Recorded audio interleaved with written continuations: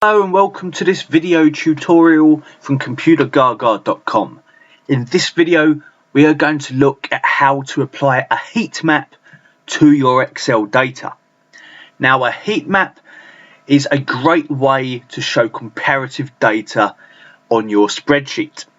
So in this example I have the 12 months of a year and 10 places which I'm monitoring rainfall for. And I would like to see as a pattern where the rainfall may be heaviest or what time of the year it may be heaviest, and also at which point lowest. At the moment I'm looking at 120 numbers, and this kind of information is not clear or not clear enough. So I'm going to highlight the range of values that I have, and this is all part of the brilliant conditional formatting feature of Excel found on the Home tab, and the colour scales setting.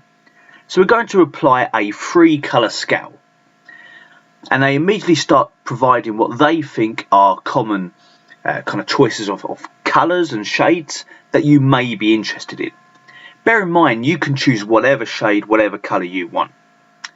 Now the very first two are the real popular ones that you guys probably recognise straight away. The classic rag status, the first one assuming that big numbers is good news and you want them in green. The second one assuming that red numbers is bad news. And that's kind of what I'm going for here, because this is rainfall. I'm assuming the more rain is not a good thing. Well, I guess it depends what you're talking about and what you do. So I'm going to click on the second one there.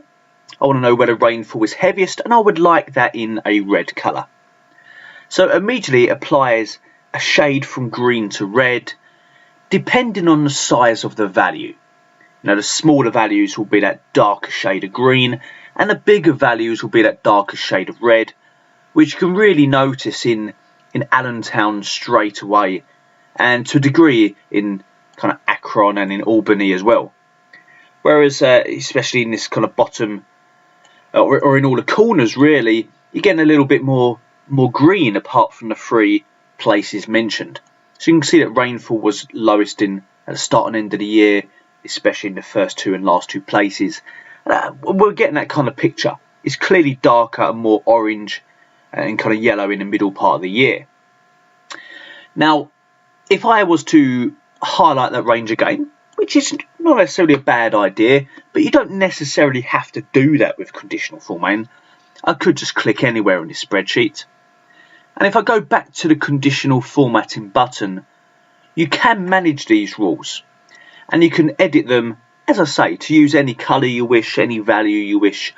You don't have to go with the classic rag of lowest to highest. If I click on manage rules, I initially do not see any because I did not highlight my range.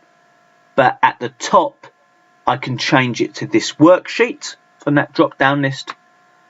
And I wanted to demonstrate that rather than just highlighting it, which would have been easier, because you may have to do this stuff on data sets and spreadsheets created by other people, created by customers, created by colleagues.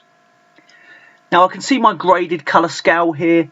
Let me click edit rule, and you can see the free colour scale applied by Excel down here. I could, if I wish, change that to a 2-colour scale. I may just want that mixture of green and red, and don't worry about this midpoint stuff. I think I'll keep it a 3-colour scale. I've got the opportunity to change colours, so you don't have to have this red, amber, green stuff. You may want to put the colours of your business, your brand, your corporate identity on there. That may be the case. It's quite common with reports going external.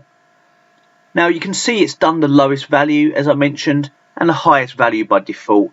This is all open to change. This is using formulas, percents, specifying numbers yourself, whatever you wish.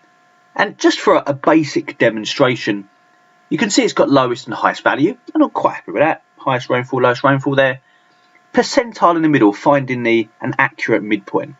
Maybe, for some reason, I would like to change percentile to number and specify a number. Maybe this is somebody specifying like an average or something from like a higher source. So I want to use that information. Let's imagine it's 3 Let me move this dialog box out of the way for a moment and see if this makes much difference.